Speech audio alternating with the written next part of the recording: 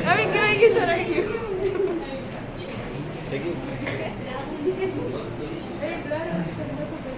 ચાલો carbon monoxide મારે આ કાર્બન મોનોક્સાઇડ અણુનું લુઈસ બંધારણ દોરવું છે તો 3 સ્ટેપ છે આપણે એમાં પાડ્યા છે બરાબર રાખજો ધ્યાન એકદમ સરળ છે આ સિવાયના કોઈ પણ અણુ આપશે તમને તો આવડી જશે પહેલું સોપાન જેને 1 નંબર આપો પહેલા સોપાનમાં શું કરવાનું છે જે અણુ આપેલો છે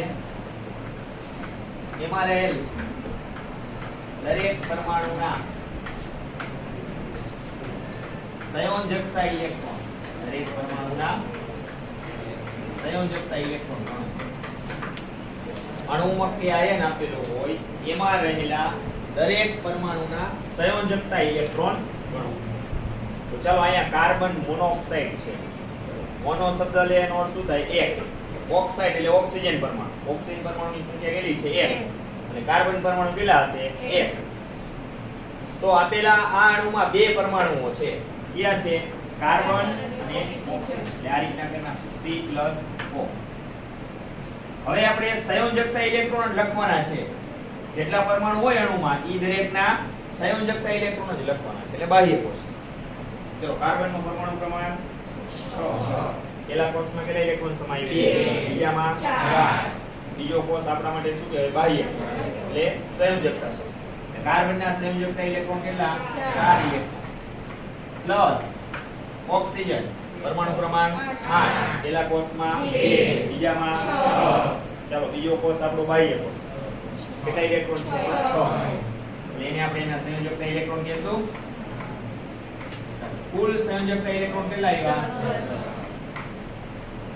હવે જો આપેલો અહીંયા અણુ એ સંયોજન તટસ્થ છે રેડી ઉપર કોઈ વીજભાર છે નહીતર એના પર જેટલો વીજભાર હોત ઈ પ્રમાણે આપણે કા ઇલેક્ટ્રોન અહીંયા પ્લસ કરવા પડે ને કા માઈનસ કરવા પડે ઈ શીખડાવી દીધું છે પ્લસ ક્યારે કરવાના માઈનસ આયન હોય તો જેટલા એકમ માઈનસ વીજભાર હોય એટલા ઇલેક્ટ્રોન ઈ મેળવે છે એટલે એટલા ઇલેક્ટ્રોન અહીંયા ઉમેરવા પડે એટલે સરવાળો થાય એટલે કે -2 વીજભાર હોય તો આખો અણુ 2 ઇલેક્ટ્રોન મેળવે છે અને +2 કરી દે કુલ ઇલેક્ટ્રોન કેટલા હતા 12 ધન આયનના કિસ્સામાં આપણે ખબર છે કે અણુ કે આયન ઇલેક્ટ્રોન ગુમાવતો હોય અને જેટલા એકમ ધન વીજભાર હોય એટલા ઇલેક્ટ્રોન તમને અહીંયા કુલ ઇલેક્ટ્રોનની સંખ્યા મળી ગઈ સંયોજકતા ઇલેક્ટ્રોન આને શું કહેવાય આપેલા અણુના કુલ સંયોજકતા ઇલેક્ટ્રોન કહેવાય ઈ મળી ગયા દરેક પરમાણુના સંયોજકતા ઇલેક્ટ્રોન ગણી એનો સરવાળો કરીને આપો એટલે અણુ કે આયનના કુલ સંયોજકતા ઇલેક્ટ્રોન પ્રાપ્ત થયા બરાબર એમાંથી આપણે ક્યારે પ્લસ કરવાની ક્યારે માઈનસ કરવાની ઈ તમને ખ્યાલ આવી ગયો ધન આયન હોય તો એવા કિસ્સામાં બાદબાકી કરવાનું એટલે માઈનસ કરવાનું કેટલા તો ઉપર વીજભાર આપેલા હોય એટલા ઋણ આયન હોય તો એ કિસ્સામાં શું કરવાનું ઇલેક્ટ્રોન ઉમેરવાના કેટલા જેટલો વીજભાર આપેલો હોય ક્લિયર અહીંયા કઈ કરવાની જરૂર નથી હવે આનો અર્થ એ થયો કે કાર્બન મોનોક્સાઇડ ની મારે લુઈસ રચના લખવી છે ને તો આ 10 ઇલેક્ટ્રોન નો ઉપયોગ કરવાનો છે એ 10 ઇલેક્ટ્રોન પણ આપણે તો લુઈસ રચનામાં ઇલેક્ટ્રોન ને દર્શાવી છે આજુબાજુ શું કહે છે ટપકા બિંદુ તો 10 ટપકાનો ઉપયોગ કરવાનો છે અને કાર્બન મોનોક્સાઇડ ની લુઈસ રચના લખવી છે પણ એ ત્રીજા સ્ટેપમાં આપણે કામ કરશું બરાબર 10 ઇલેક્ટ્રોન નો ઉપયોગ કરી છે ચાલો બીજું સ્ટેપ એટલે બીજું સોપાન માળખાકીય રચના લખવી શું કીધું માળખાકીય રચના આપેલા અણુમાં રહેલા દરેક પરમાણુઓ છે એને એકબીજાની આજુબાજુ કે આસપાસ ગોઠવવા જેને શું કહેવાય એની માળખાકીય રચના પણ આપેલા અહીંયા અણુમાં બે જ પરમાણુ છે કાર્બન અને ઓક્સિજન બેયના પરમાણુની સંખ્યા એક જ છે ને કે કાર્બન સાથે એક ઓક્સિજન જોડાયેલો હોય અથવા એમ કે ઓક્સિજન સાથે એક કાર્બન પરમાણુ જોડાયેલો બે રીતે કહી શકાય ને તો એની માળખાકીય રચના આમ થાય હું પહેલા કાર્બન મૂકું આ બાજુ ઓક્સિજન મૂકું તોય ચાલે આ બાજુ ઓક્સિજન મૂકું તોય ચાલે આ થઈ ગઈ કાર્બન મોનોક્સાઇડ ની માળખાકીય રચના આમાં મધ્યસ્થી પરમાણુ કી કઈ નક્કી કરવાની જરૂર પણ અણુસૂત્ર જે મોટું હશે એમાં આપણે મધ્યસ્થી પરમાણુ કે કેન્દ્રસ્થ પરમાણુ મધ્યસ્થી અથવા કેન્દ્રસ્થ પરમાણુ પહેલા નક્કી કરવો પડે એની રીતે આપણે શીખડાવેલી છે અણુ કે આયનમાં જે પરમાણુની સંખ્યા ઓછી હોય એ આપણો મધ્યસ્થી પરમાણુ કહેવાય એ પહેલા મૂકી દેવાનો બાકીના જે વહી જાય એની આજુબાજુ ગોઠવી નાખો એટલે એની શું થઈ ગઈ માળખાકીય રચના ત્યાર પછીનું ત્રીજું સ્ટેપ એટલે સોપાન 3 બરાબર. એમાં શું કીધું હતું આપણે? દરેક પરમાણુ વચ્ચે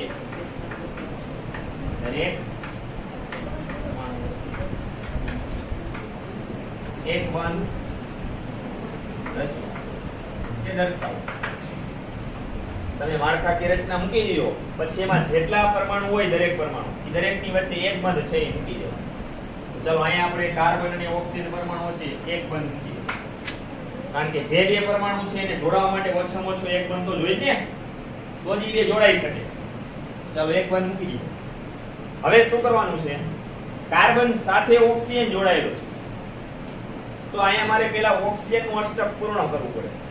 અષ્ટક એટલે કેટલા ઇલેક્ટ્રોન થવા જોઈએ? 8. અત્યારે ઓક્સિજન પાસે કેટલા ઇલેક્ટ્રોન છે? અત્યારની સ્થિતિ લા 2 છે. એક બંધ છે ને, અને કાર્બન કરતા ઓક્સિજન ની વિદ્યુતઋણતા કેવી કહેવાય? એટલે આ બંધના ઇલેક્ટ્રોન આકર્ષાયેલા કઈ બાજુ રહીએ? ઓક્સિજન બાજુ રહીએ. તો ઓક્સિજન પાસે કેટલા ઇલેક્ટ્રોન છે? 2. હવે ઓક્સિજન નું અષ્ટક પૂર્ણ થવા કેટલા ઇલેક્ટ્રોન ઓછા છે? 6. તો એની આસપાસ મારે 6% મૂકીએ. આમ કરવાથી ઓક્સિજન નું અષ્ટક પૂર્ણ થાય. ઓક્સિજન નું અષ્ટક. ચલો આટલું ક્લિયર. હવે એક કાર્બન ની સંયોજકતાની ચર્ચા કરીએ. કાર્બન ની સંયોજકતા કેટલી? 4. અત્યારે આ કિસ્સામાં હાલની સ્થિતિ એની પાસે સંયોજકતામાં કેટલા ઇલેક્ટ્રોન છે? 2. કારણ કે આ બંધના કદાચ એની પાસે આઈ રાખી શકે ને આઈ રાખી શકે. વિદ્યુતઋણતાના નિયમ પ્રમાણે ઓક્સિજન તરફ આકર્ષેલા રહીએ. પણ આપણે સમાનતાના ધોરણે વિચારીએ ત્યારે તો કાર્બન પાસે આ બંધના ઇલેક્ટ્રોન 2 જ કહેવાય. એને પ્રાપ્ત ઇલેક્ટ્રોન થવાની સંભાવના મેક્સિમમ વિચારી તો 2. આ સિવાય તો કઈ થાય નહીં, કારણ કે આ બંધમાં છે. તો એની સંયોજકતા 4 છે, તેના કેટલા ઇલેક્ટ્રોન ઘટે છે? 2. તો એ 2 ઇલેક્ટ્રોન કાર્બન પરમાણુ પાસે અબંધકારક ઇલેક્ટ્રોન સ્વરૂપે મૂકી દેવા. એ સંયોજકતાઓ બધી વિચારી. ક્લિયર? આટલું કર્યું તો ઓક્સિજન નું અષ્ટક પૂર્ણ થઈ ગયું. કાર્બન નું થતું નથી. કાર્બન નું અષ્ટક પૂર્ણ થવા કેટલા ઇલેક્ટ્રોન ની ઘટ છે? 4. જો આ એક બંધના 2 અને આ 2 ઇલેક્ટ્રોન 4 થયા. 4 ઇલેક્ટ્રોન ઘટે છે. હવે વિચારવાનું, હવે આપણે લુઈસ રચના લખવામાં છેલ્લો નિયમ કીધો તો ખબર છે? જો એક બંધ મૂકવાથી અષ્ટક પૂર્ણ ન થાય તો એક કરતા વધુ બંધનો સહારો લેવાનો. એટલે બહુબંધની રચના કરવાની. એટલે કે દ્વિબંધ મૂકવાનો. દ્વિબંધ મૂકતાય અષ્ટક પૂર્ણ ન થાય તો ત્રિબંધનો સહારો લેવાનો. એમ કરતાય ન થાય ને, જેટલા ઘટે એટલા હરેકથી મૂકી દેવાના. અબંધકારક જેટલા ઘટે એટલે એમને મૂકી દેવાની. અબંધકારક ઇલેક્ટ્રોન એનો સહારો લેવાનો. પણ અષ્ટક પૂર્ણ થઈ જવું જોઈએ. તો ચાલો હવે આપણે ખબર પડી આના આટલું કામ કર્યું એટલે હવે મેં શું કર્યું? જો એક બંધ હતો ને દ્વિબંધ બી. આ દ્વિબંધ બને છે ત્યારે ઇલેક્ટ્રોન જે ભાગીદારીમાં આવે છે એ ઓક્સિજન ઉપરથી ઘટાડવાના છે. કેના ઉપરથી? હતા કેટલા? 6. એમાંથી 2 ઇલેક્ટ્રોન આ બંધની ભાગીદારીમાં એવા લીધા કેટલા? 4. ચાલો ઓક્સિજન નો અષ્ટક તો જળવાઈ રહે છે. જો 2 બંધ એટલે 4 ઇલેક્ટ્રોન એના, 4 8 એનું અષ્ટક પૂર્ણ થઈ ગયેલું છે. કાર્બન નું થયું એક બંધ વધાર્યો, બરાબર? બહુબંધનો સહારો લીધો તોય નથી થતા. હજી એક બંધ વધારવાનો, બરાબર? 2 ની જગ્યાએ હું 3 બંધ કરતા. 2 ઇલેક્ટ્રોન ઘટી ગયા. હવે કાર્બન નું અષ્ટક પૂર્ણ થઈ ગયું. ઓક્સિજન નું થઈ ગયું. હવે કાંઈ ફરીચારો કરવાનો ખબર પડી જવી જોઈએ. 2 ના અષ્ટક પૂર્ણ થઈ જાય ત્યાં સુધી જ આવું બધું ખેલ કરવાના છે. પછી ખેલ કરવાના આને આપણે લુઈસ રચના સ્વરૂપે રજૂ કરવું તો આપણે છે કેટલા બંધ છે? 3. કેટલા ઇલેક્ટ્રોન આવે? 6. આ પહેલું યુગ્મ એટલે પહેલો બંધ, આ બીજું યુગ્મ એટલે બીજો બંધ, આ ત્રીજું યુગ્મ એટલે ત્રીજો બંધ. અને ઓક્સિજન પરમાણુ પાસે 2 ઇલેક્ટ્રોન ગણ વપરાયેલા. શુદ્ધ ગુજરાતીમાં કહી, અંગ્રેજીમાં કહી તો એન્ટી બોન્ડિંગ ઇલેક્ટ્રોન. ગુજરાતીમાં કહી તો અબંધકારક ઇલેક્ટ્રોન. ચાલો કાર્બન નું અષ્ટક પૂરું, ઓક્સિજન નું પૂરું. 2 પાસે 8 ઇલેક્ટ્રોન થઈ ગયા. કામ પૂરું. તો આવી રીતના આપણે 3 સ્ટેપ ને અનુસરી અને કોઈ પણ અણુ કે એને આપેલા હશે તો એના લુઈસ બંધારણો છે એ દોરી શકશું. પછી બીજું ઉદાહરણ મેં એમાં કરાવ્યું હતું કયું હતું? નાઇટ્રાઇટ હતું.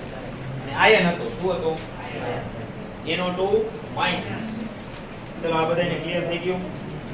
આમાં કોઈ કઈ પ્રશ્ન હવે? આજ પ્રમાણે ચાલવાનું.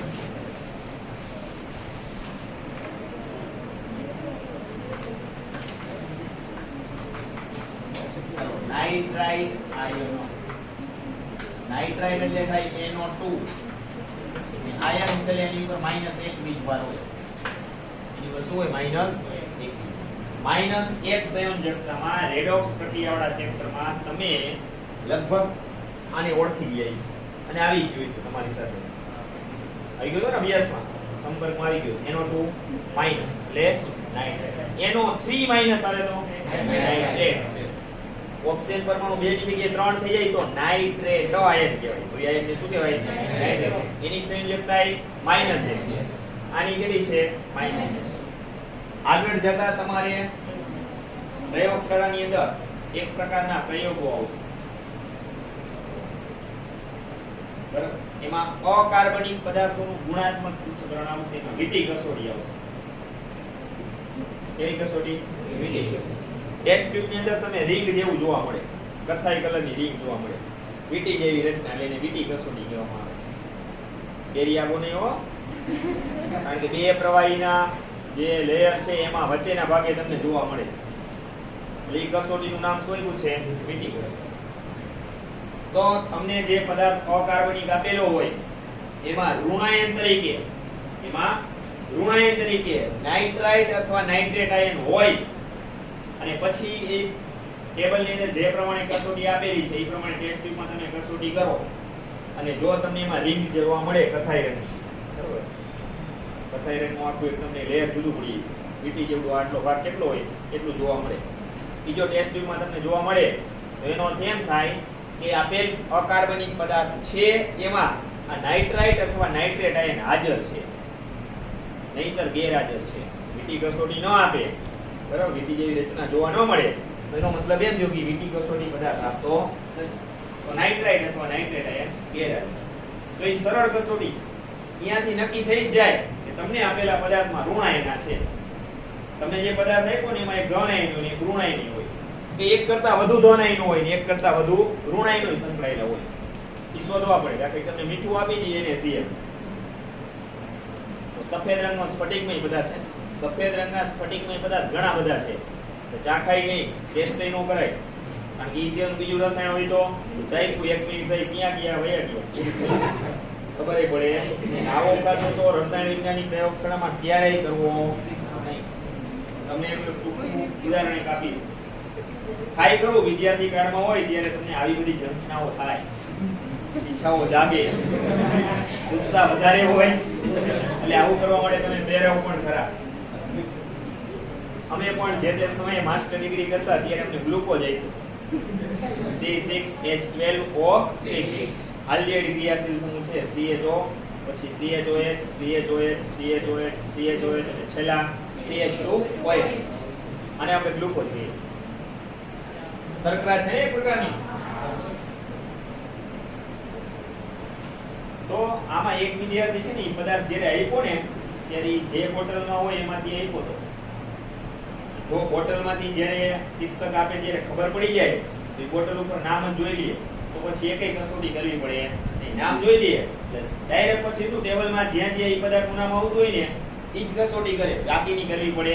એટલે સમયગાળો બચી જાય, ખબર પડી જાય આ જ પદાર્થ એને પૂરેપૂરા માર્ક્સ મળે. અને એ સમયે થિયરી કરતા પ્રેક્ટિકલનું મહત્વ વધારે હોય. જેમ જેમ મોટા થઈશો ને એમ થિયરી છે એના કરતા પ્રેક્ટિકલનું મહત્વ વધતું જશે. એમાં તમારી માસ્ટર લેવલ, કારણ કે ઈ લેવલ પછી તમારે ભવિષ્યની અંદર ગમે ત્યાં આગળ વધો તો પ્રેક્ટિકલ જ કરવાનું છે, બરાબર? કંપનીમાં જાઓ કે એનાથી ઉપરના કોઈ ક્ષેત્રમાં જાઓ તો મહત્વ જ એનું છે. એ છે ને એ વિદ્યાર્થી જોઈ ગયો તમારે એ રહેતો ને કે ઈ સાહેબે જે પદાર્થ આપ્યો ને ગ્લુકોઝ છે, નામ વાંચી બોટલ. કારણ કે ખબર ન હોય 90 જેટલી સંખ્યા હોય એમાંથી એકાદ બે વિદ્યાર્થી આડાવડા હોય ત્યાં રખડતા હોય. બને ત્યાં સુધી પદાર્થ આવો કોઈ સાહેબ આપે ને બોટલ એમની પાસે રાખે એની ઓફિસ, પછી ઉપરનું સ્ટીકર કાઢી નાખે ને કા કોઈ ગ્લાસના સાધનમાં ઈ નાખી દે, બધા હલવી દે, પછી બધાય આપે એમાં. નહીં તો શું બધા ઈ લેવલે વિચાર કોઈ પ્રયોગ કરે એટલે નહીતર ઈ 90 વિદ્યાર્થીઓને એક એક ચમચી ગ્લુકોઝ આપી દે એટલે પ્રયોગ છે ને આખે આખો એનાથી પૂર્ણ થઈ જાય. તે દિવસે 3 બોટલ જોઈ, 500 ગ્રામની 3 બોટલે પૂરી થાય નહીં. ગ્લુકોઝ આપ્યો ને બધા શું કરવા માંડ્યા ખબર હે? ઓલા જે બીકર આપ્યા હોય ને સરસ મજાના હોય, સરસ મજાના નીચેથી પાણીથી 2-3 વાર સાફ કરી જે આપ્યો તો એ બધું ગ્લુકોઝ નાખી અને ઉનાળાનો સમય ડિહાઇડ્રેશન હતું એટલે પાણી નાખી મીઠા પીવા. ઓલાએ કહી દીધું ગ્લુકોઝ છે, નહીંતર કોઈ માને નહીં હો, એટલે માનવાનું નહીં, કોઈ કહે તો નહીં માનવાનું. પેલા બધા એને વોચ ક્લાસમાં જે પદાર્થ આપ્યો હતો ને કે મીઠા આંગળી લઈને ટેસ્ટ કરતો મેળો લાગ્યો, હા એટલે ગ્લુકોઝ છે, મને ખબર પડી. આવો આપણે ખાતરો ક્યારે કરવાનો, કેલ્શિયમ આપી દીધો હોય, પોટેશિયમ સાયનાઇડ, એક પાર્ટિકલ આમે નહીં, ચાટવાની વાત નથી, ટેસ્ટ કરવાની વાત નથી, પણ એક ખાલી એનો ઘટક કે પાર્ટિકલ કણ જો તમારા શરીરમાં જતો રહે એટલો ઝેરી છે, બરાબર. તમને હોસ્પિટલ પહોંચવાનો સમય ન આપે ત્યાં પીલું વારી નાખે. આ પદાર્થ એવો છે NaCl જેવો જ લાગે અને સેમ દાણાદાર સ્વરૂપમાં કે કણના કદમાં જુઓ ને તો એવા ને એવા ઘણા પદાર્થો હોય, આપણે જોયા ન હોય એટલે ન ખબર હોય. સમજાય છે? એટલે ખાસ કાળજી રાખવી હોય. ખાંડ આપેલી હોય, ખાંડ જેવા ક્રિસ્ટલ ધરાવતા પદાર્થો ઘણાય છે. ખાંડ એક જ નથી, આપણે તો પહેલા દ્રષ્ટિકોણથી ખાંડ જ લાગે, શું કામ આપણે ખાંડ જ જોયું, બીજા કઈ પદાર્થો જોયા ન હોય. પછી આગળ જતા તમારે સ્ફટિકીકરણ, બરાબર, આ આવે કોઈ પણ પદાર્થ છે એ બનાવ્યા પછી એના ક્રિસ્ટલ, શુદ્ધ ક્રિસ્ટલ પાડવા, એને સ્ફટિકીકરણની ક્રિયા કહેવાય. એના માટે તમારે શું કરવાનું, જે પદાર્થ બનાવ્યો એને પહેલા યોગ્ય દ્રાવકમાં ઓગાળવા. યોગ્ય દ્રાવકમાં, યોગ્ય દ્રાવક કેમ નક્કી થાય? દ્રાવક બે પ્રકારના જોઈએ, ધ્રુવીય અને અધ્રુવીય. તમારો જે પદાર્થ છે એ સ્વભાવે ધ્રુવીય છે કે અધ્રુવીય પહેલા એ નક્કી કરો, એ તમને નક્કી કરતા આવડે છે. તમારો જે પદાર્થ છે એની અણુરચના, એમાં દરેક બે પરમાણુ વચ્ચેના બંધ જુઓ, એ દરેક બંધની ધ્રુવીયતા નક્કી કરવાની. જો મોટા ભાગના બંધ ધ્રુવીય હોય સ્વભાવે તો એ પદાર્થ આપણો ધ્રુવીય છે અને વધારે ધ્રુવીય છે. તો સામે તમે સોલ્વન્ટ એટલે કે દ્રાવક લ્યો, એ કેવો લેવાનો? ધ્રુવીય. કારણ કે દ્રાવ્યતાનો નિયમ છે ધ્રુવીય દ્રાવકોમાં ધ્રુવીય પદાર્થો ઓગળે, અધ્રુવીય દ્રાવકોમાં અધ્રુવીય પદાર્થો ઓગળે. એટલે પદાર્થના સ્વભાવ પ્રમાણે સામે દ્રાવક લેવાનો, એમાં ઓગાળવાનો. દ્રાવક કેટલો લેવો ને એ ખબર હોવી જોઈએ. એ પદાર્થ આપેલો છે એ સંપૂર્ણ ઓગળી જાય ને એટલો જ દ્રાવકનો જથ્થો લેવો, વધારે લેવો નહીં, નહીંતર ક્રિસ્ટલાઇઝેશન કરતા વધુ સમય લાગે. હવે એ પદાર્થ ઓગળી ગયો પછી તમારે એનું બાષ્પીભવન કરાવવાનું. તમારે શું કરવું પડે? પેટ્રી ડીશમાં લઈ, બરાબર, અને ધીમા તાપે બર્નરની જ્યોત વડે એને ગરમ કરવાનું. ગરમ કરશો એટલે શું થશે? દ્રાવકનું ઇવોપરેશન થઈ જશે, બાષ્પીભવન થઈ જશે. ધીમે ધીમે જે પદાર્થ હતો ને એના શુદ્ધ ક્રિસ્ટલ સોય આકારના હશે તો સોય જેવા આકારના ક્રિસ્ટલ છૂટા પડશે. ખાંડના જે ક્રિસ્ટલ હતા ને સરસ મજાના ચોસલા જેવા, એવા જેના ક્રિસ્ટલ મળતા હશે એના એવા ક્રિસ્ટલ છૂટા પડશે. અમુકના સાવ દાણાદાર કણિકામય, ગ્લુકોઝનો કેમ આમ રેતી જેવો પાવડર આવે એના જેવા, તો એના જેવા ક્રિસ્ટલ છૂટા પડશે. તમે એ બધા જે બનાવ્યો હતો ને ત્યારે એવો નહીં હોય, ત્યારે ચિગમ જેવું હોઈ શકે, બરાબર. પણ જ્યારે તમે ક્રિસ્ટલાઇઝેશન પ્રક્રિયા કરશો ને ત્યારે એ પદાર્થના શુદ્ધ સ્ફટિક તમને જોવા. તો આ બધી એનાલિસિસની રીત છે પૃથ્થકરણ કરવા માટે. લાવું બને પછી સાહેબ એવા કે દર વખતે કે અમે અડધી બોટલમાં કે 500 ગ્રામ હોય એમાંથી 250 ગ્રામમાં આટલા 90 વિદ્યાર્થી પ્રેક્ટિકલ કરી લે. આ વખતે કે 2009 ની બેચમાં પહેલી વાર જોવા મળ્યું કે ગ્લુકોઝની 3 બોટલ પૂરી નહીં. સાહેબ કે ગાલો એ જે હોય કે પણ એનું કારણ તો કયો કે છેલ્લે નિષ્કર્ષ આવ્યું કે એક વિદ્યાર્થી તમે જ્યારે આ પદાર્થ આપતા હતા ને તે બોટલ પરનું નામ વાંચી ગયો હતો. સાહેબને ખબર પડી ગઈ પછી આ બધા ગ્લુકોઝ પી ગયા હતા, પાણીમાં ઓગાળ્યો બધા પી ગયા. એનર્જી મેળવી લઈને આમ કાર્બોદિત પદાર્થો આપણે ખોરાક તરીકે લેવા પડે, એમાંથી શર્કરા ગ્લુકોઝ છૂટી પડે અને એમાંથી આપણે ઊર્જા મળે. ત્યારે ન મળે, પણ આવા અખતરા કરવા કાઢી દે. તો ચાલો આની અંદર કેટલા પરમાણુ છે?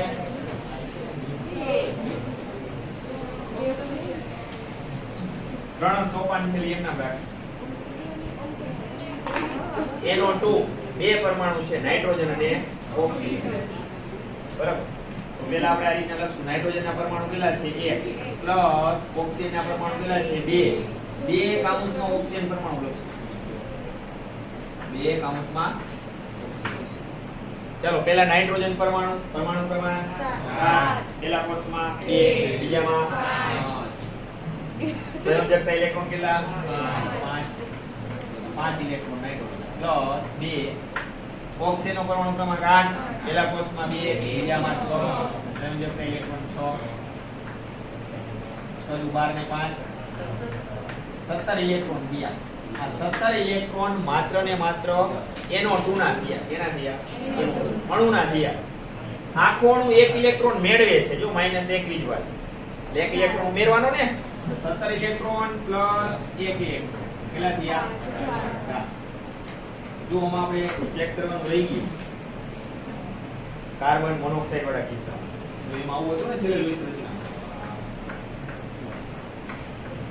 કેટલા ઇલેક્ટ્રોન કુલ હતા 10 એનાની માં 10 ઇલેક્ટ્રોન હતા જો 10 ઇલેક્ટ્રોન છે જોઈ લો 2 4 6 8 10 લૂઈસ રચના લખવામાં કેટલા ઇલેક્ટ્રોનનો ઉપયોગ કર્યો 10 10 એ 10 વપરાઈ જવા જોઈએ ઓછા ન થવા જોઈએ વધવા જોઈએ રેડી નહીતર ઈ બંધારણ તમે દોર્યું ખોટું કાઈમાં કાઈક ને કાઈક ભૂલ છે કાઈ તમે નવો નિયમ એમાં પ્રસ્થાપિત આવું કરો ત્યારે થોડું જાણ કર્યું કાકીની સ્કૂલમાં નામ લખાવું પ્રકાશિત થાય તો બીજા લોકોની જાણ થાય ને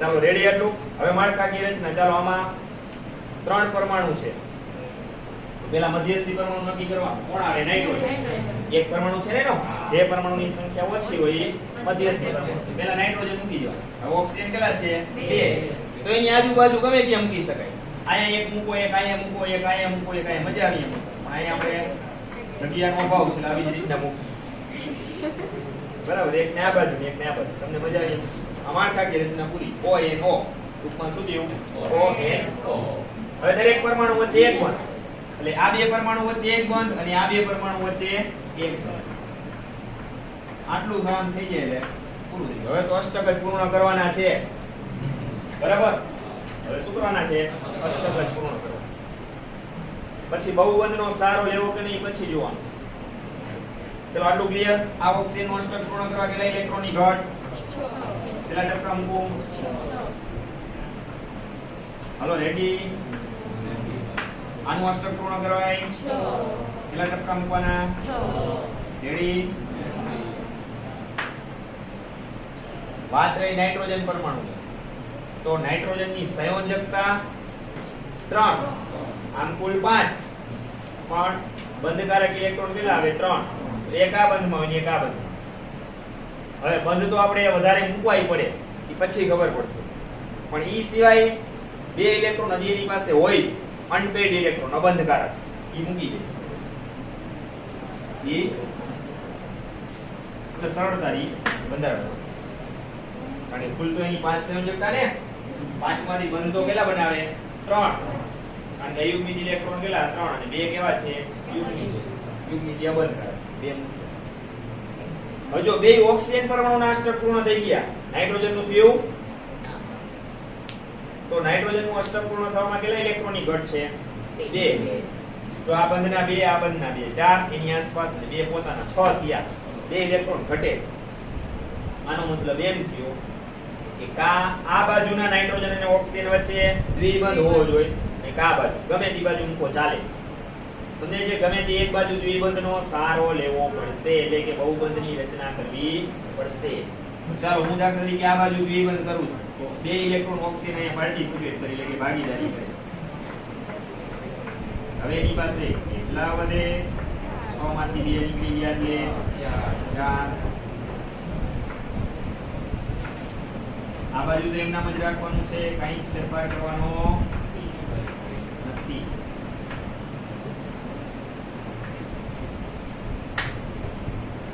આનું બધું બંધ બેસતું આવી ગયું જો 2 બંધકારક ઇલેક્ટ્રોન આ 2 બંધમાં એક એક છે 4 અબંધકારક છે નાઇટ્રોજન ના 3 બંધકારક 2 આ બાજુ વપરાઈ ગયા બંધમાં એક આ બાજુ 2 અબંધકારક વપરાઈ ગયા આ ઓક્સિજન પાસે અબંધકારક 4 બંધકારક એક જ છે બાકીના જે વૈધા ને બંધકારક એને મેળવા એની પાસે રાખ્યા રાખ્યા એટલે મેળવ્યા એટલે શું આવે માઈનસ થઈ ગયું એનો તો માઈનસ સાથે સર પેલામાં છે એમાં 3 બંધકારક છે નાઇટ્રોજન એમ તો એમાં તમે બે જ બંધમાં વપરાણ આપો એક નીચે એક તો પછી બંધ બની નો ગયો ત્યારે તમે મૂકી દઈશો ને તો અહીંયાથી એક ઓછો કરવો પડે એકલ ઇલેક્ટ્રોન ન રાખાય શું કામ બંધની ભાગીદારીમાં કેટલા ઇલેક્ટ્રોન બે રાખો તો ખોટી રીત નથી પણ એમાં પછી મુસીબતમાં મુકાઈ જઈશું તો દાખલા તરીકે એક ઇલેક્ટ્રોન અહીંયા આનો રહ્યો ને આને જ રાખ્યો શું કામ વિદ્યુત ઋણતા નિયમ પ્રમાણે આના કરતા આની વિદ્યુત ઋણતા કેવી છે વધારે એટલે પહેલેથી આપણે એમના મૂકી જશે એટલે જેની વિદ્યુત ઋણતા વધારે છે એનું જ અષ્ટક પહેલા પૂર્ણ કર્યું જો આનું નથી અને આપણે આના માટેના જ્યારે રજૂઆતો ભણ્યા હતા ત્યારે એમાં એવું કીધું હતું કે અણુ કે આયન છે એમાં જે પરમાણુ સૌથી ઓછો વિદ્યુત ઋણ છે એ મધ્યસ્થી પરમાણુ તરીકે વર્તે ઓછો વિદ્યુત ઋણ એટલે એની વિદ્યુત ઋણતા કેવી હોય ઓછી જ હોય ને તો જો અહીં નાઇટ્રોજનની ઓછી જ છે એટલે એના ઇલેક્ટ્રોન છે એની પાસે નો રહી ઓક્સિજન ખેંચી લે વિદ્યુત ઋણતા વધુ અને બાકી એવી રીતે તમે અર્થઘટન કરી સમજશો તો છેલ્લે તો અહીંયા મેળે આવી જ જશે જવાબ તો આની પાસે એક આની પાસે એક સમજાઈ ગયું કારણ કે આ રચના બધી અસ્થાયી જોઈ સ્થાયી તો આપણે છેલ્લે આખી પૂર્ણ કરી દર્શાવી ત્યારે જોવાનું ઘણા શું કરે દ્વિબંધ આ બાજુ નું મૂકે આ બાજુ મૂકે તો અહીંયા ઓક્સિજન પાસે કેટલા રહીએ 4 આની પાસે કેટલા રહીએ 6 માઈનસ વીજભાર આ ઓક્સિજન પરમાણુ હોય તો એનો ટુ માઈનસ જ કહેવાય ને ચલો હવે આનું લોઈસ બંધારણ આ બાજુ દ્વિબંધ છે એટલે કેટલા ઇલેક્ટ્રોન મૂકવાના 4 ચલો ઓક્સિજન પાસે કેટલા છે 4 પોતાના છે બંધકારક આ બાજુ કેટલા બંધ છે 1 ઓક્સિજન પાસે કેટલા ઇલેક્ટ્રોન 6 માઈનસ વીજભાર આ થઈ ગયું એનું લોઈસ બંધારણ ચલો 18 ઇલેક્ટ્રોન થઈ ગયા ગણી લ્યો થઈ જ જાતા 4 ને 2 6 ને 8 ને 10 12 ને 14 ને 16 ને રેડી 18 ઇલેક્ટ્રોન નો ઉપયોગ તો આવી રીતના તમારે 3 તબક્કાઓ છે એને ફોલો કરવાના છે અનુસરવાનું છે અને આપેલો અણુ કે આયન હશે બરાબર એ 20 સૂચનાઓ લખો તો આવડી જશે આવી રીતના લખો બે ત્રણ ઉદાહરણો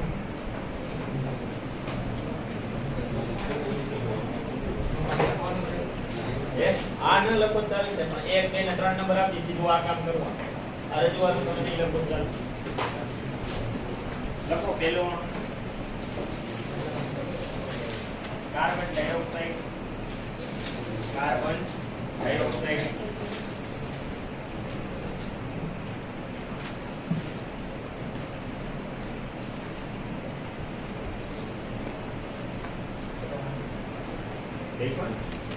પછી લખો ઇથેન